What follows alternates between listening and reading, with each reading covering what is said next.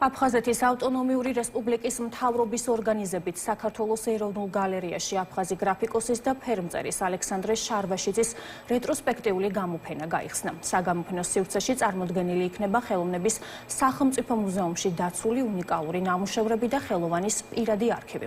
გამოფენა 15 ივნისის ჩათვლით გაგრძელდება და დამთვალიერებლებს ნამუშევრების ხილვა უფასოდ შეეძლებათ. შერვაშიძის გამოფენა გარდა ხელოვნებისა და გარდა იმისა, რომ მან შექმნა ეპოქა, მან დაწერა ისტორია, რაც აისახება ქართულ-აფხაზური ურთიერთობის შორის ხიდის აგებაში და საზოგადოებების ერთმანეთთან დაკავშირებაში, რაც ჩანს თავის ნამუშევარში. მივიჩნიეთ მიზანშეწონილად ეს შესანიშნავი დღე მიგვეძღვნა მთლიანად ალექსანდრე შერვაშიძის სახელის უკვდავსაყოფად. ასევე მინდა უღრმესი მადლობა გადავხადო ნიკა ახალბედაშვილს, რომელმაც უდიდესი წვლილი შეიტანა ამ ღონისძიების განხორციელებაში.